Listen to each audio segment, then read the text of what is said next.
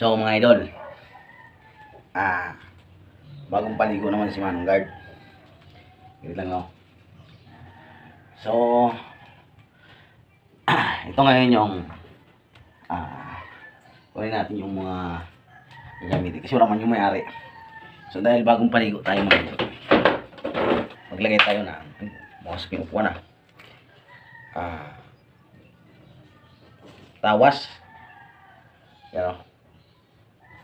Hindi ako gumagamit ng ng suna. Tawas talaga yan.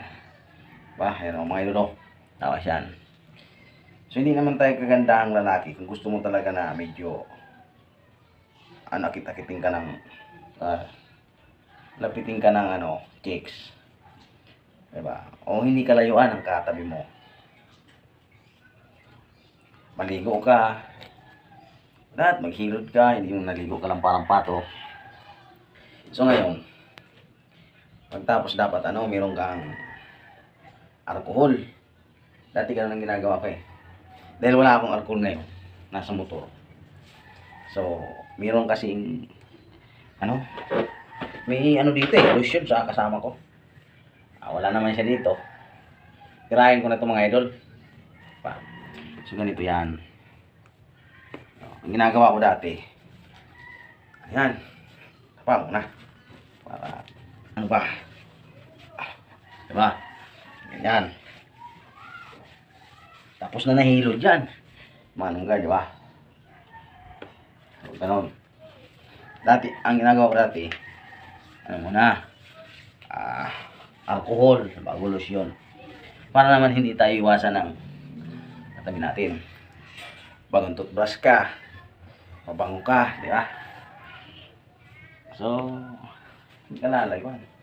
Ngayon, kung gardya ka, gaya ni Manong Guard, so, dapat bago ka laging gupit o wala kang biguti. Pag mahaba ng buhok mo, nagpangit yun. Diba? Ganyan, no? Kahit yakapin mo yan, mabango yan mga idol. Diba? Pati sa mukha, lagyan natin lotion. Diba? Tapos, ngayon, salamat sa nagbili na. Yan, susunod, bibili na rin ako ng bibili ako ng sarili ko. Ito, wala, nagpaalam na ako dito eh. Yan, lotion lang. May lotion, gamit ko tawas, dapat may alcohol. Diba? Malinis, kuko, dapat malinis yung kuko, yung ngipin, yung tainga. Nako, doon medyo kakit-akit ka, pero pagka bigutihin, amoy mo, ay nako. Pero sa ngayon hindi ko na inaayos yung sarili ko kasi parang ayaw ko na baka may love sa akin. Joke lang. So kailangan yung uniform mo malinis, sprayan mo din ng pabango. So masasaya na sa'yo yung magiging katabi mo, di ba? Hindi yung iiwasan ka, di ba? Pero tatawa lang ba ako?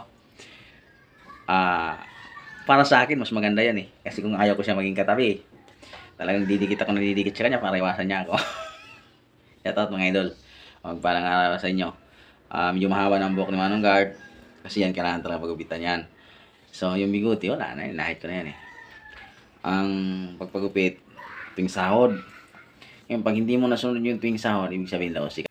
So ito na mga idol, kasi na alas 5 na, alas 6 na eh. Nalate nga si Manong Guard kasi English yun, no? Yan, no? So suot na tayo ng uniform.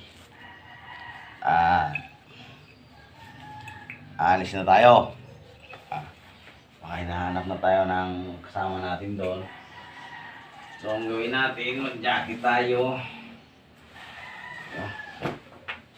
Jacket muna si Manong Guard. Jacket. Diba? Para shoutout dyan sa masisipag na mga 5'9". Diba? suot ng medyas. At sa solid followers ni Manong Guard,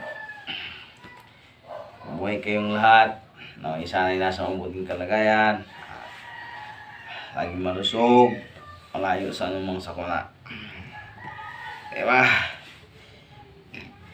Always safe. Yeah. I love you all, mga idol. Bye-bye.